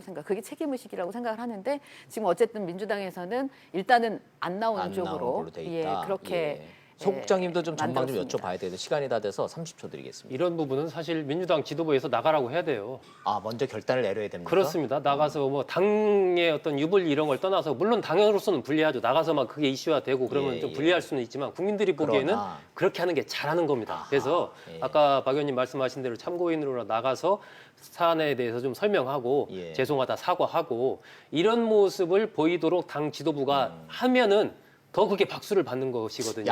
오히려 반대로 야당이 너무 증인에 집착하지 말고 참고인으로만으로 박 의원님 의견대로 그러니까 참고인 정도로 불러만 내면 성공 아닌가요? 야당으로서도 그렇죠. 그런데 야당에서 자꾸 이제 증인 채택을 요구를 하더라도 민주당에서 증인 아니고 참고인으로 나갈 수 있다 나가겠다. 해가지고 어쨌든 나가도록 하는 게 저는 여당으로서도 잘하는 거고 야당도 일정 성과를 거두는 거고 예. 이런 식을 통해서 이른바 뭐 협치를 만들어 가는 거죠. 하나하나. 이게 언제- 저쪽에서 요구하니까 정치 공세니까 우리는 받을 수 없다만 딱 할 문제는 아니라는 거예요. 워낙 국민 파장이 눈높이에 컸고 맞지 않아요. 그렇습니다. 예, 국민들이 맞습니다. 보기에는 예. 궁금해하는 부분이 있기 제가 때문에 이제 성역 없는 국감을 실현하는 차원에서 아하. 신창현 의원도 좀 나오고 또 엊그저께 법사위에서도 이제 김명수 대법원장의 춘천 지원장 시절에 네, 네. 이 경비 쓴 문제 그 문제도 대법원장도 참고인으로 나오잖아요. 아니 나올 필요가 없이 와서 본인이 맨 마지막에 발언을 하거든요. 네. 그럴 때 자연스럽게 그 부분에 대한 해명을 할 수 있어야 되는데 그거 안 하거든요. 네. 근데 그거는 약간 성격은 다른 것 같아요. 저도 그냥 얘기할 수 있다고 생각해요. 왜냐하면 근데 그거는 모든 그 당시에 가서 공보팀에서 공보팀 운영비로 받았더라고요. 근데 이제 그거와 달리 네. 어쨌거나 이 국감을 정쟁으로 볼 게 아니라 그러니까 국민들이 궁금해하는 거에 대한 전반적으로 여야가 힘을 합해서 문제 해결하는 쪽으로 가야 되는 거 아닌가라는 그 부분에 있어서는 확실히 지금 좀 다시 한번 수정해야 될 것 같다는 생각이 듭니다. 이 목표를. 알겠습니다. 자, 시청자 여러분들과 함께 전문가 세 분 모시고 막 시작해서 뜨거워진 국회 국정감사 상황 잘 지켜봤습니다. 전체적으로 보면 동물 데리고 나온 의원님들 별로 재미 못 보시는 것 같고요. 핵심 관계자들, 증인, 참고인 쪽집게처럼 찝어내시는 의원들 재미 보시는 것 같습니다. 참고하시기 바랍니다. 오늘 세 분 말씀 잘 들었습니다. 여기까지 듣겠습니다. 고맙습니다.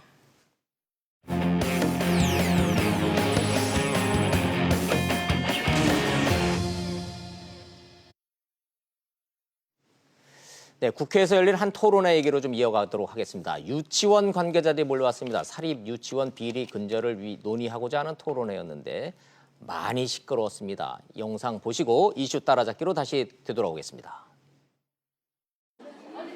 국회의원회 간 세미나실입니다. 한국유치원 총연합회 관계자 수백 명이 입구부터 진을 치고 있습니다.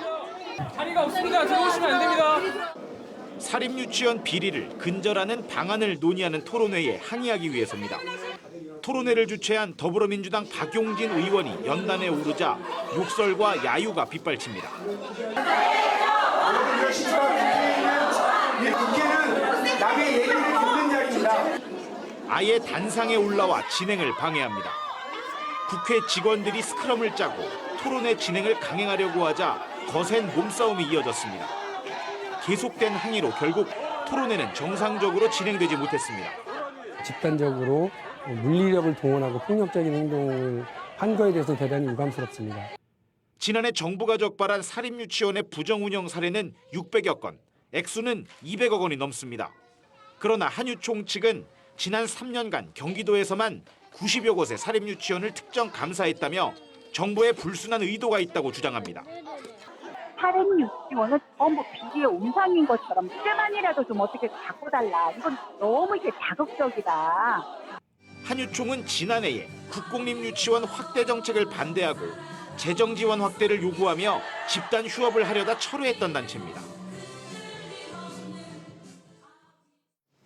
뉴스를 아무리 열심히 들여다봐도 무슨 얘기인지 잘 모르겠다는 시청자 여러분들 계시면 용감한 톡쇼 직설의 이슈 따라잡기 보시면 됩니다. 핵심만 콕 집어서 쉽게 풀어드리겠습니다. 최진봉 교수님 나오셨습니다. 어서 오십시오. 안녕하세요. 안녕하세요. 지금도 마찬가지입니다. 뭐 국회에서 뭐 시끄러운 토론회가 열렸다고 뭐 시끌시끌하고 뭐 어쩌고저쩌고 그러는데 무슨 얘기인지 하나도 모르겠어요. 지금 일단 모이신 분들은 사립유치원 관계자들이니까 그렇죠. 사립유치원 원장님도 계시고 교사님도 계시고 이런 분들이에요. 예. 운영자도 계시고. 예. 근데 국회에 와서 토론회 하자 그랬는데 예. 뭐 토론회는 안 되고 시끄럽고 박용진 의원이 뭐 어쩌고저쩌고 하는데 무슨 얘기인지 하나도 모르겠어요. 뭡니까 그러니까 지금? 이제 박용진 의원이 토론을 개최했잖아요. 예. 토론회 개최의 주 내용은 뭐냐면 사립유치원들이 예. 국가에서 지원받은 돈, 국가에서 사립유치원에 지원하는 게 1년에 한 2조 원 정도 된대요. 2조 원 정도. 예, 2조 원 정도 되는데 예. 그 돈을 방만하게 잘못 유용해서 쓰고 있다. 예. 그런 비리를 좀 파헤치는 그런 토론을 열었어요. 요 대목에서 잠깐만요. 예. 말은 사립 유치원이니까 말 그대로 사립이잖아요. 그렇죠. 국공립 아니에요. 예. 그런데 거기 정부 예산 들어가요. 그렇죠. 사립이라도. 예, 맞아요. 그러니까 들여다 봐야 된다는 얘기예요. 당연하죠. 그러니까 예를 예. 들면 사립대학도 마찬가지잖아요. 맞아요. 예. 대학이 사립이지만 국가에서 국권을 많이 지원을 받거든요. 예. 그러다 보니 우리나라는 그렇게 돼 있어요. 그렇죠. 그러니까 교육부에서 감사도 하고 잘못되면 관선 이사도 파견하고 이러잖아요. 감시도 해야 되고. 그렇죠. 예. 그리고 이제 유치원이라고 하니까 학교가 아닌 것처럼 생각하시는데 법에 유치원도 학교로 규정이 돼 있습니다. 맞아요. 예, 그래서 예. 명확하게 이거는 이제 국고가 들어가는 부분이 있고 또 사립 유치원이 학교로 규정이 된다고 하면 네. 교육부나 아니면 관련 기관에서 감독하고 관리하는 부분 이런 부분은 네. 일정 부분 허용돼야 되는 거죠. 그런데 예. 대한민국 유치원 전체의 25%만 국공립이고 예. 나머지는 나머지는 다 전부 사립이죠. 사립이다 보니 예, 맞습니다. 유치원 4군데 중에 3군데가 사립이에요. 숫자가 그렇죠. 훨씬 많은 거예요. 그렇습니다. 그런데 이분들이 모여가지고 지금 예. 왜 뭘 반대하시는 뭘 거예요? 반대하냐면 첫째는 이 토론회 자체에 대해서 반대를 해요. 잠깐만요. 예. 아니 문제가 있다 없다를 떠나서 예. 문제가를 토론하고자 하는 토론회 자체를 반대하시는 거예요? 왜냐하면 이 제목에 비리 근절 토론회 이런 말이 들어갔다고 반대를 하는 거예요. 근데 그럼 이제 비리가 없다는 얘기 주장입니까? 뭐 그렇게 주장을 하는 것 같아요. 그러니까 주로 와서 반대하신 분들이 원장님들이에요. 선생님들은 예. 아니고 그러니까 예. 유치원 사립 유치원을 운영하시는 원장님들이나 소유하시는 이사장님 이런 분들이 오시는 것 같은데 네. 그분들이 이제 왜 이름을 그러면 이렇게 비리 근절 토론이라고 붙였냐? 예. 박용진 의원 측은 이렇게 얘기하는 거죠. 워낙 사립 유치원들이 지금 돈을 잘못 사용하고 있고 네. 너무 이제 나중에 또 말씀드리겠습니다만 뭐 교사들하고 원장하고 월급 차이도 너무너무 많이 나고 네. 또 국고나 아니면 지방에서 그 교육청에서 지원하는 돈 받고 해외 그 교육도 가거든요. 그 정도로 지원해 주는데 관리 감독을 안 받겠다고 하니 예. 그 문제점을 이번 기회에 좀 다 낱낱이 좀 밝혀내고 네. 사립 유치원의 문제점들을 개선하겠다 이런 취지로 이제 토론을 개최를 했고 네. 사실은 이제 원장 측 그 모임이 있잖아요. 원장님들이 모여서 만든 그 연합회 네. 회의에서도 나와서 발언해 달라 요청을 했어요. 그런데 거부하고 단체로 약 뭐 몇백 분이 오셔가지고 토론회 자체 개최 자체를 무산시키는 뭐 무력이라는 표현보다 완력을 행사해서 그런 상황이 되다 보니까 이게 과연 민주주의에 타당한 일인가 하는 생각이 들어요. 네, 교수님 말씀을 듣고 보니 무슨 얘기인지를 알겠네요. 예. 토론회의 제목 자체가 비리 근절을 위한 토론회로 되다 보니 예. 마치 비리의 온상인 것을 전제한 토론회이기 때문에 우리는 응할 수 없다. 이런 그렇게 주장이 얘기한 거죠. 들리시네요. 예, 맞습니다. 굳이 또 이름을 또 그렇게 제목을 그렇게 달 이유가 있었던가 생각도 듭니다만은. 그런데 또 이제 한편으로 또 이런 생각도 들어요. 왜냐하면 저희가 지금 몰라서 그렇죠. 이게 방윤전 의원이 그날 발제로 발표하려고 했던 내용들을 보면요. 네. 그 2조 원을 제가 지원받는다고 그랬잖아요. 예. 국가에서 지원받아서 운영하는 실태를 보면 예컨대 뭐 자녀 뭐 학비 비슷한 돈을 대거나 예. 또는 뭐 학원비를 대거나 그 돈을 가지고 예. 일단 학원에서 예를 들면 부모님들한테 돈 받을 거 아닙니까? 국고도 지원받지만 일부 원장님들이 이 지원받는 예산을 원래 이 목적에 맞지 않도록 않게 쓰는 거죠. 사례가 있다 이런 그렇죠. 주장이군요. 예. 그러니까 예를 들면 급식비로 지급된 돈을 본인이 랍스터를 사 먹는다거나 홍어회를 구입한다거나 이런 사례들도 있었고 또 있었다. 거의 이제 모 상품은 명품 가방 같은 거 있잖아요. 그거 구입한 예. 사례도 있었고 예. 또 이제 자기 가족을 직원으로 고용해서 거기에 돈을 지급하는 경우도 있었고 네. 이런 여러 가지 사례들이 있어서 그 문제들을 이제 밝히려고 사실 토론회를 한 거죠. 예. 그러다 보니까 이제 원장연합회 입장에서는 이 사립유치원연합회 입장에서는 본인들의 어떤 치부가 드러나는 물론 그게 일부라고 봅니다. 저는 뭐 모든 예. 유치원이 그렇다고 볼 수는 없겠죠. 그러나 그 일부의 유치원들이 하는 모습이라 할지라도 그게 이미지가 나빠질 것을 우려해서 네. 이 토론회 자체 개최 자체를 지금 막으려는 의도를 가지고 저런 행동을 했다고 볼 수 있겠죠. 그랬군요. 예. 그래서 박용진 의원 측은 지금 뭐 제목을 좀 바꿔서라도 토론회를 열기는 열어야 되겠다. 예, 다시 예, 열겠다. 그렇게 얘기하고 있죠.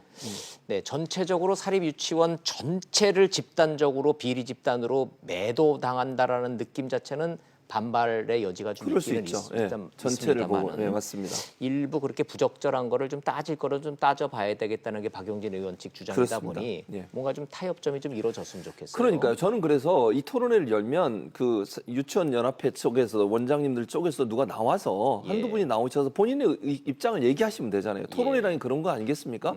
서로 찬반의 의견이 있으면 각각 예를 들면 비리가 있다고 주장하는 측에서 주장하는 내용과 네. 거기에 대해서 반박할 게 있으면 또 나오셔서 반박을 해서 토론회가 그런 공론의 장을 만들 수 있는 기회가 된다고 하면 그 자체가 긍정적으로 평가받을 수 있다고 저는 보거든요. 네. 그러니까 아예 이걸 무산시키지 말고 네. 본인들의 입장을 대변할 수 있는 분을 대표를 보내시든 연합회 회장님을 보내시든 이래서 네. 그분들이 함께 얘기하고 또 논쟁할 수 있지 않겠습니까? 예.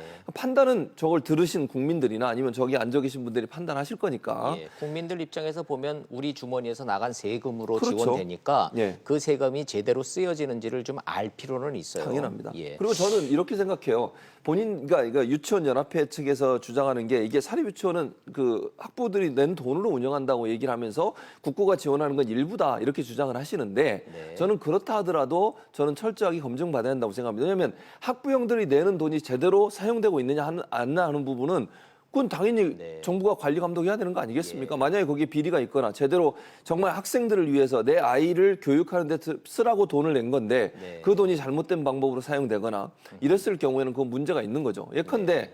추석에 예를 들면 그 우리가 보통 이제 그 상여금이라고 이렇게 주는 거 있지 않습니까? 네. 본인들 예를 들어서 그 유치원을 어느 언론사가 취재를 해봤어요. 그랬더니 원장은 상여금으로 300만 원 받아가고 네. 그다음에 교사들은 10만 원 받아가요. 예. 그러니까 물론 이게 일부의 유치원의 사례이긴 합니다만 예, 물론 극단적인 사례지만 그런 사례는 사례도 있다는 불공평하다라는 목소리가 나오고 있으니 그렇죠. 예. 이것이 합당한지 한번 따져봐야 따져봅시다. 된다는 이라는 거죠. 토론회예요. 그렇죠. 예, 그런 예. 토론회 자체를 아예 막는 것보다는 제가 볼 때는 그 원장님 연합회 측에서도 오셔서 본인들의 예. 의사를 적극적으로 반영하고 얘기하는 것이 바람직하다 그렇게 생각이 됩니다. 맞습니다. 이 대명천지에 이 눈먼 돈은 있으면 안 되니까 국민의 세금이기 때문에 한번 좀 따져보자라는 토론회니까 어떤 형태로든지 타협이 이루어져서 토론회 자체는 열려야 되겠군요. 그럼요. 그렇게 해야 한다고 알겠습니다. 생각합니다. 그렇게 정리를 좀 하고 예. 국회에서 이런 일까지 좀 벌어지고 있습니다. 시청자 여러분. 자, 오늘 또 저는 이거 개인적으로 이것 여쭙고 싶어요. 예. 한국당 조강특위 전원책 변호사님이 예. 연일 뉴스에는 나오고는 계시는데 영 반응이 시원치 않습니다. 지금 그러니까요. 그 정치권에서. 예, 반응이 시원치 않고 오늘 사실 아침에 예. 모 그 라디오 방송에 직접 출연해서 인터뷰를 하셨어요. 네. 인터뷰하신 내용을 제가 들었는데 오늘 이제 방송도 있고 그래서 근데 지금 이 이제 방송 평론가가 아니시고 이제 예. 정치권에 들어가셨는데 예. 자꾸 방송 나오시는 게 괜찮을까 모르겠습니다. 그 그러니까요. 행위 자체가. 거기서도 그런 얘기를 물어보더라고요. 현실 정치를 한 번도 안 해보셨는데 또 네. 이렇게 나오셔서 발언하신 것이 긍정적이냐 하는 부분을 물어봤더니 본인은 그렇게 얘기하더라고요. 일단은 뭐 본인이 현실 정치 안 했다고 하지만 본인이 정치 평론한 것도 현실 정치다. 네. 그런 얘기했고 이해창 네. 캠프에서 몇 개월 동안 또 일했던 적도 있다 이런 얘기를 하시면서 예. 현실 정치를 많이 아는 것이라고 얘기하시더라고요. 근데 저는 이제 한 가지 좀 의문이 갔던 게 뭐냐면 그 앵커가 그렇게 물어봤어요. 그러면 이번에 그 당협위원장들 교체하는데 네. 기준이 있냐? 예. 없대요. 어허. 그래서 제가 기준이 없다. 좀 들으면서 물론 근데 제가 기준이 없는데 뭐 어떤 기준으로 그러니까요. 물갈이를 합니까? 그러니까 저는 그게 좀 의문이었어요. 그러면서 또 뒤에 뭐라고 말하냐면 공정하게 할 거다 이렇게 얘기하세요. 예. 그러니까 기준이 있으면 밝혀달라고 얘기했더니 그건 밝힐 수 없다. 예. 왜냐하면 이걸 밝히는 순간 또 논란이 될 수 있기 때문에 밝힐 수 없다고 얘기를 하시더라고요. 혹시 북한의 김정은 위원장한테 배우신 건가요? 모르겠어요. 비핵화 그건. 하겠다. 언제? 네. 어떻게? 모르겠다 이거는. 모르겠다. 네, 뭐 그렇게 발언을 하는 거 하시면서 봐서. 예, 그래서 또 이게 시간 문제라고 계속 얘기를 하세요. 그러니까 언제까지 발표하실 겁니까? 그건 모르겠고 시간 문제, 시간 싸움이다 이런 얘기를 계속 하시더라고요. 실망스럽다는 반응이 나오겠는데요. 그러니까요. 그래서 정말 이게 정말 제대로 할 수 있을까에 대해서 본인은 뭐 확실하게 하겠다고 얘기를 하지만 예. 그렇지만 그 일반 국민들이나 아니면 시청자들이 볼 때는 과연 이분이 제대로 할 수 있을까에 대해서 명확한 기준도 없죠. 예. 언제까지 하겠다는 명확한 얘기도 없죠. 또 뭐 예를 들면 뭐 오늘도 그런 질문이 또 나왔어요. 네. 홍준표 대표를 그러면 물갈이 대상이냐? 또 예. 김무성 의원은 물갈이 대상이 아닌 거냐? 이런 질문을 했더니 거기에 대해서도 아직까지 아무것도 정해진 게 없다. 이렇게 예. 얘기를 또 하시더라고요. 윤여준 전 장관 얘기를 하셨는데 윤여준 전 장관하고 전원책 변호사하고 개인적으로 두 분이 친하신 사이거든요. 예, 저도 친하다고 잘 알고 얘기하시더라고요. 있어요. 친하다는 맞습니다. 사이를. 예. 근데 윤여준 전 장관은 전원책 할 자료는 허세다라고 얘기를 했고 예. 전원책 변호사는 이게 지금 나한테 할 얘기냐 뭐 이러면서 또 기분 나빠하시고 아침에 기분 나빠하시더라고요. 예. 인터뷰 내용을 보면. 근데 저는 저런 것도 좀 말씀하실 사안이 아닌 듯한데요. 그렇죠. 그러니까 이제 발끈하신 거죠. 윤여준 전 장관이 그렇게 얘기한 거에 대해서 본인은 이제 별로 기분 안 좋으신 것처럼 얘기하시더라고요. 근데 사실 네. 윤여준 전 장관의 그런 어떤 저는 전망 이런 부분도 일정 부분 좀 귀담아 들을 부분이 있다고 생각이 들어요. 네. 왜냐하면 윤여준 전 장관이 느끼는 것이 일반 국민이 느끼는 모습일 수도 있지 않겠습니까? 네. 뭔가 전원책 변호사가 예. 위원으로 들어가고 또 본인이 주도해서 위원도 지금 뭐 위원들도 선발하고 있지 않습니까? 네. 그런 상황에서 뭔가 획기적인 면을 보여주거나 이런 모습이 전혀 없어요. 그리고 어떤 방향으로 갈지에 대한 방향성도 전혀 제시를 안 하고 있고 네. 그러다 보니까 눈치 보고 있다가 인맥 때문에 제대로 일을 못하고 그냥 넘어가는 거 아닌가 네. 이런 의문이 들고 있는 상황이고 또 하나는 이런 얘기를 하더라고요. 오늘 아침에 제가 또 그것도 궁금한 부분 중에 하나인데 네. 그냥 물러날 분들은 알아서 물러나 주시는 게 좋다 이렇게 얘기를 하시는 거예요. 근데 그게 되겠습니까? 아하. 네. 그러니까 일반 국민들이 볼 때는 과연 그러면 국회의원을 하고 싶어하거나 현재 의원 생활을 하고 계신 분들이 예. 스스로 알아서 나는 더 이상 이걸 하면 안 되겠구나 이렇게 생각해서 물러나는 사람이 있을까요?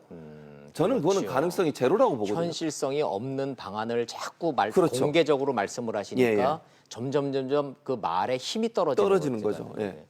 매 눈으로 지켜보고 계시는 최 교수님도 굉장히 좀 비관적으로 점점 전망을 하시는 것 같습니다. 그러니까요. 저는 그래서 오늘 뭔가 나와서 제대로 말씀을 하시거나 이런 기준에 어긋나면 무조건 하겠다고 해야 예. 그래야 사실은 인맥이나 이런 거 안 따질 거 아니겠습니까? 기준을 얘기 못 한다고 하는 것은 여러 가지 정치적인 영향이나 인맥에 영향을 받을 수 있다고 하는 여지를 두는 거잖아요. 네. 그런 차원에서 본다고 하면 전원책 변호사 그런 발언 자체가 신뢰성을 또 떨어뜨리는 요소로 작용하지 않을까 하는 우려가 드는 겁니다. 네, 당내 반응도 처음에는 좀 이렇게 긴장했다가 요즘은 이렇게 전혀 뭐 시간이 좀 그런 흐르면서 영 아니다 쪽으로 가는 모양이죠. 뭐 그렇게 가는 것 같아요. 그러니까 내가 청산 대상이 될 거라고 좀 긴장하던 분들도 이제는 네. 뭐 보니까 그렇게 심하게 안 할 것 같은데라는 그런 느낌을 받지 않은가 하는 생각이 듭니다. 그렇군요. 물론 뭐 앞으로 이제 완전히 그 위원회가 조직이 되고 조광특위가 조직이 되고 어떻게 활동할지는 두고 봐야 되겠지만 네. 지금의 전원책 변호사의 이거 말씀이나 이런 걸 행보는, 보면 네. 그렇게 정말 그런 얘기도 했어요. 무 자르듯이 할 수가 없다 이런 얘기도 하시더라고요. 근데 사실 네. 조광특위에서 당협위원장을 이렇게 교체하는 상황에서 네. 그런 결단이 없으면 불가능하지 않겠습니까? 그렇군요. 근데 그런 네. 부분들을 얘기하시는 부분들이 야 이거 이래가지고 제대로 정말 자유한국당이 쇄신의 모습을 보여줄까에 대한 우려가 있는 부분이 사실입니다. 예. 그만큼 막상 해보니 고민이 많으시다는 뜻으로 잘 좀 해석을 해보죠. 30초 남았으니까 이거 예. 하나만 딱 하겠습니다. 예. MB 예. 항소합니까? 뭐 할 가능성이 저는 높다고 봅니다. 가는 쪽으로 지금 정리되고 있어요. 뭐 저는 그렇게 생각하는데 물론 뭐 그건 예. 결과는 나와봐야 알겠지만 예. 왜냐하면 일단 본인이 MB는 뭐라고 얘기했습니까? 다스 자기 거 아니다. 네. 이 논리가 완전히 무너지는 거거든요. 만약 항소를 안 하면 왜냐하면 다스가 MB 거다라고 재판 판결이 나왔는데 항소를 안 하는 순간 그걸 인정하는 꼴이 되는 거죠. 인정하니까. 그걸 그래서. 과연 받아들일까? 지금도 사실은 그 문제에 대해서 MB가 다른 측근들한테 상당히 분노하고 있다고 얘기를 하고 있지 않습니까? 네. 그렇다고 하면 제가 볼 때는 항소할 가능성이 높다고 봅니다. 알겠습니다. 요것도 좀 같이 좀 지켜보죠. 예. 오늘도 저 이슈 따라잡기 잘 짚어주셔서 고맙습니다. 감사합니다.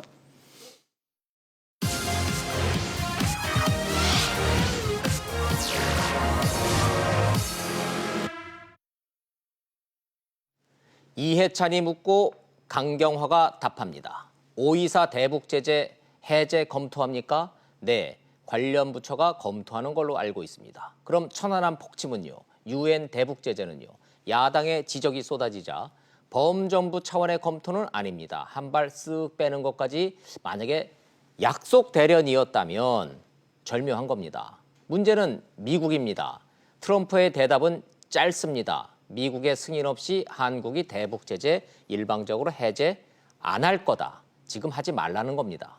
남북관계 개선하고 북미 대화 중재하고 잘하고 있다고 응원하다가도 이런 대목에서 탁 걸려서 저는 걱정입니다. 이런 식이면 앞으로 남북관계 개선하는데 왜 미국의 승인이나 동의를 받아야 하느냐? 더 나아가서 비핵화가 뭐가 급하냐? 우리한테만 안 쏘면 되는 거지. 이런 소리 나오지 말란 법이 없습니다. 비핵화보다 남남 갈등이나 한미 균열의 속도가 더 빠를 수 있다는 뜻입니다. 대북 제재 해제와 비핵화는 그래서 반드시 속도를 맞춰야 합니다. 오버하면 국내 민심 돌아서고 미국 의심 깊어집니다. 이해찬이 묻고 강경화가 답하는 방식으로 가속 페달을 밟고 싶었다면 자제하고 속도 조절하기 기대합니다. 직설 마칩니다. 시청해 주셔서 고맙습니다.